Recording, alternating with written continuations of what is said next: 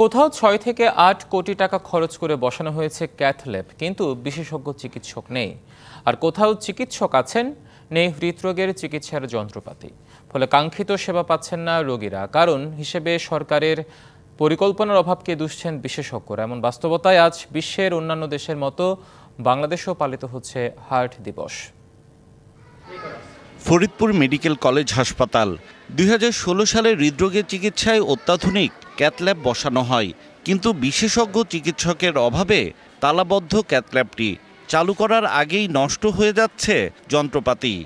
দক্ষ জনবল এবং যান্ত্রিক ত্রুটি আছে। মিনিস্ট্রি এবং ডিজি স্যার আছেন, তাদেরকে জানানো হয়েছে। কোনো একটা অজানা কারণে এখন পর্যন্ত আসলে চালু করা সম্ভব হয়নি।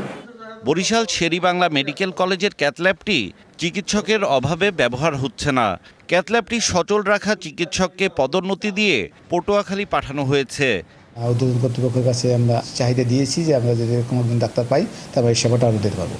মানিকগঞ্জ কর্নেল মালেক মেডিকেল কলেজ হাসপাতালে বসানো ক্যাথ ল্যাবটিও চিকিৎসকের অভাবে চালু করা যায়নি। একই অবস্থা সিরাজগঞ্জ মনসুর আলী মেডিকেল কলেজ হাসপাতালের ২০২২ সালে ক্যাথ ল্যাব বসানো হলেও জনবল সংকটে তা চালু করা যায়নি। ক্যাথ ল্যাব এবং আমাদের ওপেন হার্ট সার্জারির যন্ত্রপাতি আছে, অপ্রতুল জনবলের কারণে আমরা ক্যাথ ল্যাবটি চালু করতে পারছি না।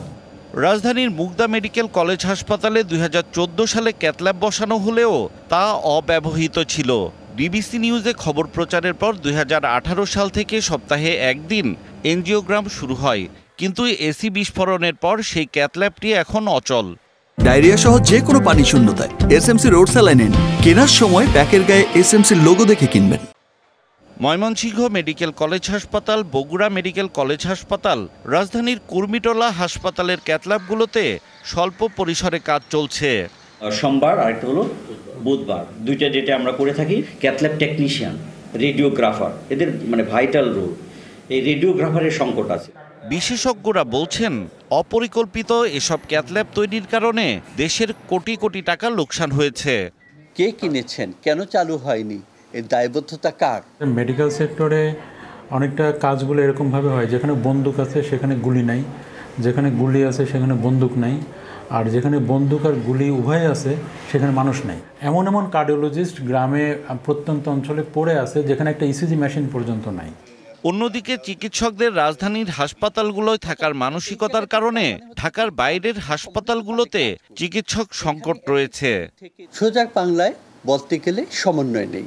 তুমি ওখানে চলে যাও, মানে তুমি পার্মানেন্টলি চলে যাচ্ছ না, বা ওখানে যে আরেকজন আছে তাকে এটা মনে করা উচিত না যে আমাকে আর কোনো দিন জাতীয় হৃদরোগে কাজ করার সুযোগ করে দেয়া হবে না। বিশেষজ্ঞরা বলছেন, এখনই যথাযথ ব্যবস্থা না নিলে হৃদরোগের সেবা শুধু দিবসেই আটকে থাকবে, রোগীরা এর সুফল পাবেন না। হিমেল মাহবুব, ডিবিসি নিউজ, ঢাকা।